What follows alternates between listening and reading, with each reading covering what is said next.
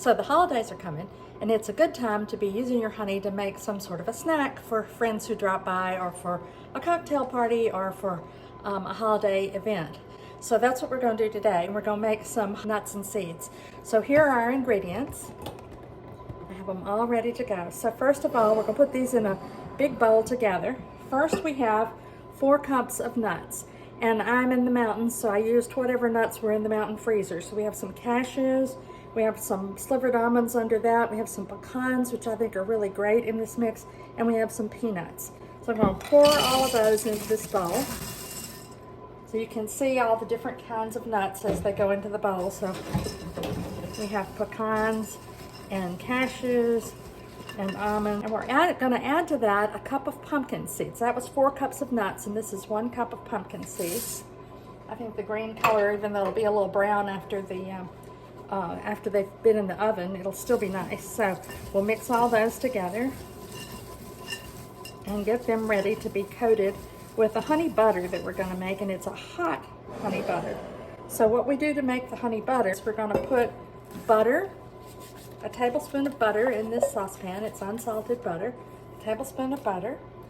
Then to that, we're going to add 1/4 cup of honey. This is 1/4 cup of honey.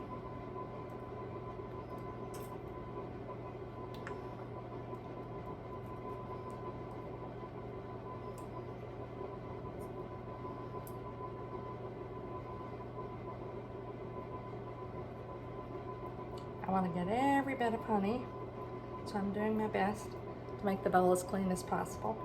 So we get as much honey as we can into our bowl. Then we want a teaspoon of red pepper flakes. And we want a 1/2 teaspoon of kosher salt. This is a teaspoon of kosher salt, so we're going to put about 1/2 of it into this. We'll add the other 1/2 when it comes out of the oven. So now we're going to put this on the stove and melt it. I suppose you could also do it in the microwave. I'm not a big fan of doing stuff in the microwave. So now I'm going to put this on the stove and heat it until the butter melts and the ingredients are stirred around together. So that's being heated on the stove on a kind of medium heat until it all melts and mixes together. So heating the red pepper flakes in this concoction allows them to release their heat into the flavor of the honey and the butter, and it's much better than just putting the red pepper flakes on dry. That's why you do it this way. So I'm stirring it with a silicone spatula as it heats to get the butter to distribute throughout. And as soon as the butter's melted, we're going to go back to the big bowl of nuts and seeds. So I'm almost there. But the last little bit of butter is going. Okay, it's gone. So I'm going to pour the hot butter mix sort of evenly over the nuts. And now I'm going to stir and stir and stir to try to get the nuts and the pumpkin seeds all coated with this hot honey. I like to turn the bowl as I do it. You can do anything you want. This works for me. Look, they're looking happy, aren't they? This is great. And then we're going to bake them in the oven for about 20 minutes. It's a very quick thing to put together, and people will ooh and ah. It's often a favorite when I serve it. And now what we're going to do is spread them onto a baking sheet to roast. So this is a silicone cup, but you can use parchment paper, or you could just grease your pan. And we're going to see if we can't get all of it in here. So I'm spreading it out because I want it to be even. And I read in a Martha Schulman recipe for granola that the browning will happen better.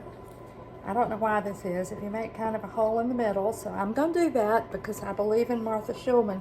She's an absolute great baker, and every recipe I've ever done of hers is wonderful. And now we're going to put it in the oven for 20 minutes. And what we're going to do is put it in the oven at 325 for 10 minutes and then stir it, and then check on it 10 minutes after that.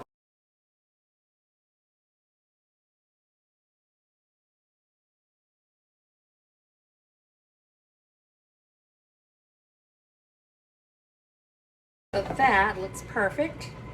We're going to turn the oven off and do our last step. So our last step involves sprinkling the nut mix with a teaspoon of turbinado sugar.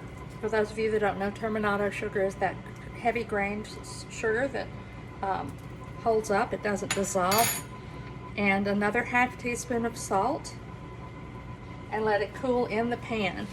So what we're going to do to make sure that it gets the full benefit of what we just did is I'm going to really stir it with a rubber spatula to get the salt and the turbinado sugar distributed well.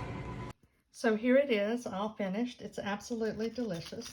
The little candied and hot nuts and pumpkin seeds. See how the pretty green of the pumpkin seed looks with the contrast of the rest of the things that are in it? Really nice.